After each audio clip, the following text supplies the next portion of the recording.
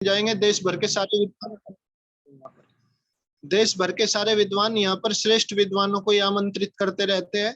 हमारे गुरुजी भी आते रहते हैं शनिवार और रविवार को, तो उनको भी मेरा प्रणाम है। उन्होंने बहुत अच्छा, ये सच में बहुत अच्छी बात है ये कि गुरुकुलों के अंदर तो वे प्रयास किया ही है। उन्होंने इतना परिश्रम करते थे वे गुरुकुल में पढ़ाते समय। मैं आचार्य प्रद्युम्न जी की बात कर रहा हूँ, इतने परिश्रमी कोई नहीं देखा मैंने। वो खाना तक भूल जाते थे। उनको पूरा दिन पढ़ाई का, व्याकरण महाभाष्य का या कहे कि शास्त्र पढ़ाने का इतना जुनून मैंने किसी को नहीं देखा जितना उनको है। कभी भी आज तक बहुत सारे लोग देखे परिश्रम करने वाले, पूरा दिन खड़े खड़े पढ़ा सकते हैं, और उनको बस पढ़ने वाले में रुचि होनी चाहिए, जिज्ञासा होनी चाहिए। इतने अच्छा स्वभाव है उनका, इतने अच्छे अभ्यास है, बहुत ही बढ़िया। तो गुरु जी से भी आप लाभ लिया करो कभी कभी, रविवार शनिवार के दिन। और मैं आगे चल के ये कार्य कर रखूंगा। अभी मैं उपनिषद पढ़ा रहा हूँ अलग से, कुछ मेरे साथ भी जुड़े हुए छोटे बड़े विद्यार्थी। तो ऐसा करेंगे, शनिवार या रविवार में कोई एक दिन हम गुरु जी का ही सत्संग लिया करेंगे। इधर सारे के सारे इधर ही जुड़ जाया करेंगे, और बाकी और भी मैं दूसरों को भी इधर ही बोलूंगा, कहूंगा कि ये रविवार बहुत अच्छा कार्य। संडे के हाँ जी, संडे बोल दिया, रविवार को जोड़ा करें, रविवार। हाँ जी, हाँ बिल्कुल। तो धर्म चर्चा करनी, परस्पर हानि लाभ का विचार करना, और कुछ कथा प्रसंग, विनोद वार्ता, अर्थात थोड़ा सा सात्विक मनोरंजन भी करना। हर समय ऐसा भी नहीं कि बिल्कुल गृहस्थ में बहुत उब जाते हैं लोग। थोड़ा सा तो उनके लिए जीवन में ऐसा होना चाहिए कि जिससे वे थोड़ा सा मुस्कुराहट हो उनके चेहरे पर।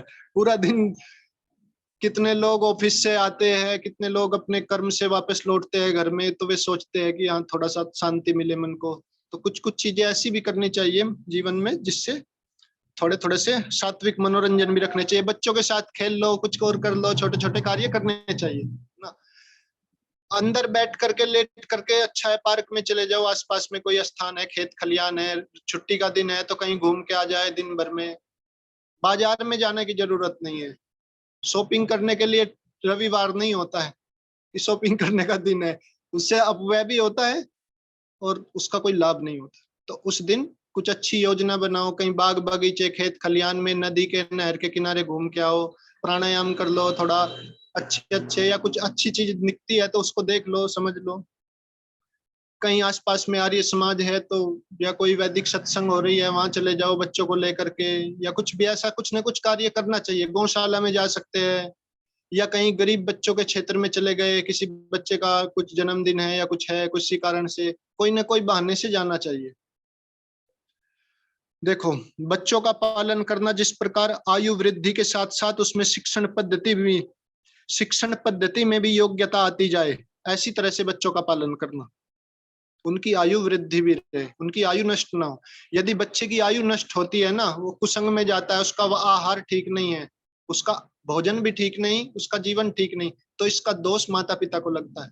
माता पिता पापी है फिर। उस जीवात्मा को जो भगवान ने उनको दी है, उनके निमित्त धरती पर जो जीव आया है, उसकी यदि परवरिश ठीक नहीं कर रहे हैं तो ये पाप माता पिता को लगेगा, माँ बाप को लगेगा। ईश्वर उनको दंड देगा, कठोर दंड, सामान्य दंड नहीं। क्योंकि बच्चे तो ईश्वर का ही स्वरूप होते हैं, छोटे बच्चे, उनके अंदर कोई दुर्गुण दोष नहीं होता। यदि माता पिता उनको ठीक नहीं रखते हैं, उनकी आयु घटाते हैं और उनकी शिक्षा पद्धति ठीक नहीं करते, संस्कार, तो वो दोष बच्चों को नहीं, माता पिता को अधिक लगेगा, उसका दुख उठाना पड़ेगा उनको, आगे इस जन्म में भी अगले जन्मों में भी। बच्चों का जिद करने का स्वभाव नहीं हो, ऐसे बच्चे नहीं बनाने चाहिए कि जो इतने जिद्दी हो जाए कि यही चाहिए तो यही चाहिए, नहीं तो रोने ही लगेंगे पूरे दिन। ऐसे बच्चे यदि बन रहे हैं तो उनको थोड़ा थोड़ा सा समझाओ, कैसे करके ठीक करो, उनको अच्छे अच्छे लोगों के पास ले जाओ, समझाओ। रोना कभी कभी लाभकारी भी होता है, लेकिन इसकी अधिक मात्रा हानिकारक है और स्वरूप को बिगाड़ने वाली है। जो बच्चे अधिक रोते रहते हैं वो ठीक नहीं है। बच्चों का मन स्वच्छ है, स्नान का स्वभाव प्रथम ही डालना चाहिए। बच्चों को स्नान आदि, स्वच्छता का, इन सब चीजों का प्रतिदिन स्नान कराना चाहिए। ऐसा नहीं कि बाथरूम में छोड़ दिया, छोटा बच्चा है 2 4 5 10 साल का, और नहा लिया होगा, क्या पता उसने मुंह धोया हो, बाल ऐसे भिगो लिए हो, सर्दी की वजह से ना नहा के आया, ऐसे कपड़े चेंज करके आ गया तेल लगा।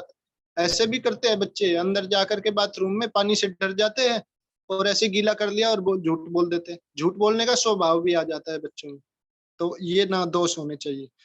हाथ और मुख बच्चों का 5 बार प्रतिदिन समय अनुकूल धोना चाहिए। 5 बार कम से कम दिन भर में बच्चों के हाथ पैर मुंह धोए, उनकी आंखों पर भी पानी मारे, छपके छींटे, साफ पानी। जब कुछ चलने की शक्ति हो जाए, छोटे बच्चे की बात कर रहा हूँ, ज्यादा बड़े बच्चे तो खुद ही कर लेते हैं अपना कार्य।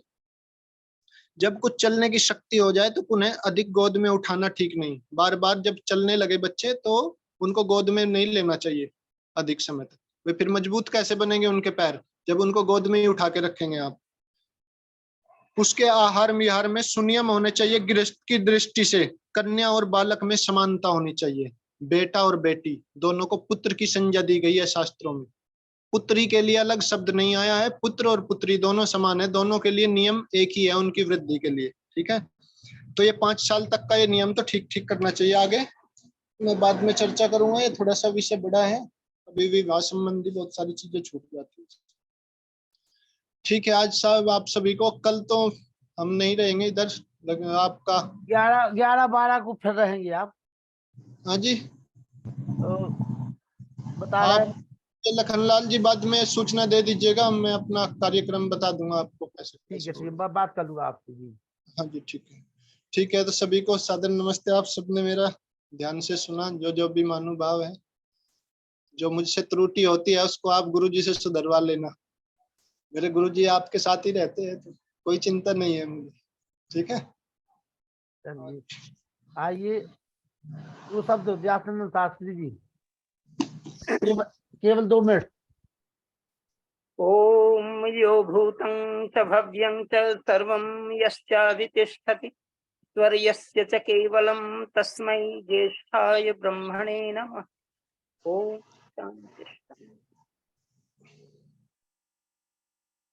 अभी बड़ा ही सुंदर हमारे मनीषी विद्वान आचार्य लोकेंद्र जी ने अपनी जीवन की तपश्चर्या और जो उनके जीवन का रहस्य है, वो किस प्रकार गृहस्थ से उनके पास आया, इस चीज को तो उन्होंने स्वयं दर्शाया ही। और इसके साथ ही साथ वर्तमान में जो गृहस्थ की दुर्दशा और सुदशा दोनों की स्थिति को उन्होंने साफ साफ कर दिया है। निसंदेह गृहस्थ के लिए इतना सुंदर प्रवचन, गृहस्थ के जीवन को उन्नत और समुन्नत और साथ ही साथ संस्कारित करने के जो सिद्धांत परक उनके व्याख्यान हुए हैं, वो उपदेश हुए हैं, और इन उपदेशों को हम सबों को धारण करने की आवश्यकता है। और आज की जो नारियां किस प्रकार से आधुनिकीकरण में जी रही हैं, उनके और भी उन्होंने अंगीकृत किया है। और प्राचीन भारत की जो नारियां मदालसा आदि का जो वर्णन किया है, इनके 4 पुत्र में किस प्रकार 3 ऋषि हो जाते हैं और एक राजपुत्र होता है, एक राजा बन जाता है, लेकिन राजा भी अंत में किस प्रकार वो आलस्य प्रमाद के कारण कामी हो जाता है, कुत्सित हो जाता है, और वह प्रजा रंजन जो कर्ण से वो भूल जाता है, पुनः माँ की दी भी अंगूठी, और किस प्रकार से फिर उनके ही भाइयों के द्वारा उन्हें जगाने का जो कार्य किया है, ये बड़ा अद्भुत प्रसंग है। निसंदेह इन सारे प्रसंगों को हम लोगों को ध्यातव्य करना चाहिए, हर समय ध्यान में रखना चाहिए। और ऐसे साधक तपस्वी मनीषी विद्वान को पा करके यह चैनल, यह जो हमारा कार्यक्रम है, बहुत ही महत्वपूर्ण होते जा रहा है, और हम सब बड़े आनंदित हो रहे हैं, बड़े लाभान्वित हो रहे हैं। इसलिए आचार्य श्री को बहुत बहुत आभार, बहुत बहुत धन्यवाद। बहुत बहुत आभार। आइए मुनि जी 2 शब्द, मुनि जी 2 शब्द। ओम ओम शांति पाठ के लिए तैयार रहे बच्चे। माता निर्माता भवती। हमारे सम्मानीय आचार्य लोकेंद्र जी और सम्मानीय व्यासनंद शास्त्री जी, आशीर्वाद हम लोगों को मिल रहा है। और आज का विषय बहुत सी, माता के द्वारा जो निर्माण किया जाता है, माता ही संतानों को बनाती प्रभु भक्त, और माता ही बनाती उन्हें वीर बलवान है। माता ही संतानों को बनाती श्रेष्ठ सदाचारी, माता ही कराती भले बुरे की पहचान है। माता ही के द्वारा संतान बनते महान, माता ही सिखाती उन्हें सच्चा स्वाभिमान है। माता ही को प्रथम गुरु कहा धर्म शास्त्रों में, क्योंकि माता ही के द्वारा मिलता सर्वप्रथम ज्ञान। और वास्तव में माता निर्माता भवति, महर्षि दयानंद जी ने लिखा हुआ है, अगर माताएं हमारी, आज के विषय में चर्चा नहीं करेंगे, सम्मानीय आचार्य जी ने दोनों विषयों को लेकर के संतान का श्रेष्ठ निर्माण करने वाली माता के ऊपर भी और बिगाड़ने का, लाड़ प्यार के द्वारा बिगाड़ने का पूरा बहुत 1 घंटे से हम लोगों को समझाया है। लेकिन वास्तव में अगर माताएं चाहें तो संतान बिगड़ नहीं सकती, क्योंकि माता के दायित्व में का दायित्व बनता है। गर्भ में जब संतान आती है, वहां से लेकर के पिता तो बाहर अंगुली पकड़ने के योग्य होता है बालक, जब ही उसको पकड़ता है, लेकिन गर्भ से लेकर के जो संस्कार माताएं डालती हैं, जैसा मदालसा जी का भी आपने एक उदाहरण दिया है, तो 280 बुद्धि आदि, तो माताएं क्या नहीं कर सकती और क्या करने रही, लेकिन कमियां कहाँ हैं कि उन माताओं रह गई। वो जानती है कि जीवन सबका जैसा चला ऐसे हमारे परिवार का भी चल रहा है, तो हमें ध्यान देना चाहिए सम्मानीय आचार्य जी की बातों पर, सम्मानीय व्यासानंद जी और जितने भी हमारे विद्वान आते हैं। मैं तो समझती जी, तो सभी को हृदय से आभार व्यक्त करते हुए मैं सभी का सम्मान करता हूँ।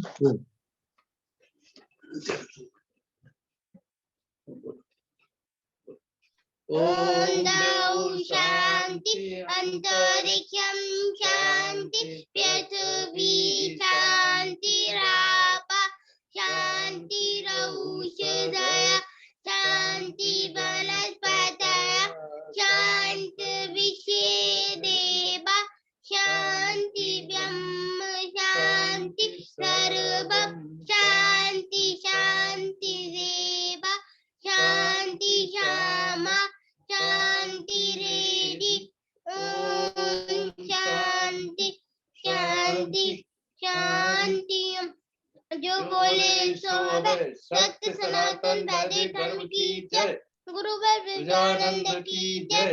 योगेश्वर महर्षि दयानंद की जय। मर्यादा पुरुषोत्तम श्री रामचंद्र की जय। योगेश्वर श्री कृष्णचंद्र की जय। पंडित लेखराम की जय। स्वामी श्रद्धानंद की जय। स्वामी आत्मानंद की जय। महात्मा हंसराज की जय। भारत माता की जय। गौ माता की रक्षा हो, पालन हो, आर्य समाज अमर रहे, वेद की ज्योति जलती रहे, ओम का झंडा ऊंचा रहे, आर्यों के महाकुंभ और भारत को समझो अभियान की जय। कर बंदो विश्वमार्य परधनी। ओम वैदिक अभिवादन सबको नमस्ते जी। ओम सर्वेभ्यो नमः। सभी को सादर नमस्ते। कल जो है आपके बीच में विमलेश बंसल जी आ रही हैं, बहुत अच्छा विषय लेकर के, नहीं चाहेंगे सनातन पर प्रहार। विमलेश बंसल जी कल रहेगी। नमस्ते जी, शुभ रात्रि।